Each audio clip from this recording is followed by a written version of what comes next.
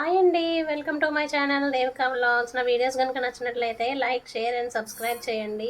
నేనైతే ఉలవ కట్టు ఎలా చేయాలో చూపిస్తున్నానండి. నా స్టైల్లో ఎలా ఉంటుందో చూడండి. ముందైతే ఆయిల్ పెట్టుకొని ఆవాలు వేసుకున్నాను. ఆవాలు చిట్పట అన్న తర్వాత జీలకర్ర కూడా వేసుకుంటున్నాను. తర్వాత ఉల్లిపాయలు, కరివేపాకు, పచ్చిమిరపకాయలు, వెల్లుల్లిపాయలు ఇవి ఫ్రై అయిన తర్వాత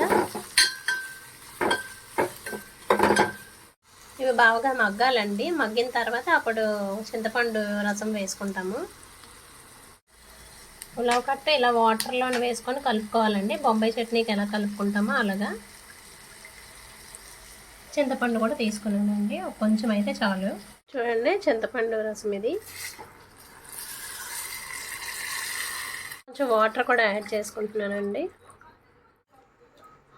ఇది బాయిల్ అవ్వాలండి. సేమ్ బొంబాయి చట్నీ ఎలా మరుగుతుందో అలాగ మరిగిన తర్వాత అది తిప్పుకోవాలి. ఇందులో అన్ని పౌడర్ది లిక్విడ్లా చేసుకొని దాన్ని ఇందులో వేసుకోవాలి. ఇది చూడండి మెసులుతుంది కదా, ఇంకొంచెం మెసలంగానే ఆ లిక్విడ్ని ఇందులో పోర్ చేసుకోవాలి. అంటే ఇలా బాయిల్ అవుతుంది కదా, ఇందులో కొంచెం పసుపు వేసుకుందాం. పోపు అప్పుడు వేసుకున్నా పర్వాలేదు.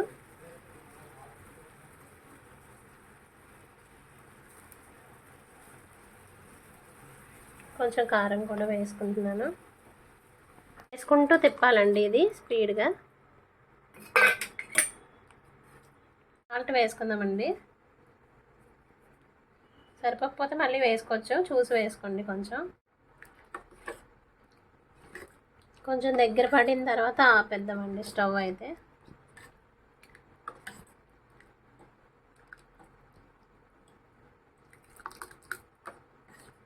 చూడండి, కొంచెం లిక్విడ్ స్టేట్లో ఉంది కదా,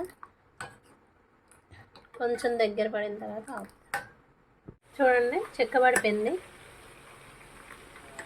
ఇలాగ ఆపేస్తే సరిపోతుందండి.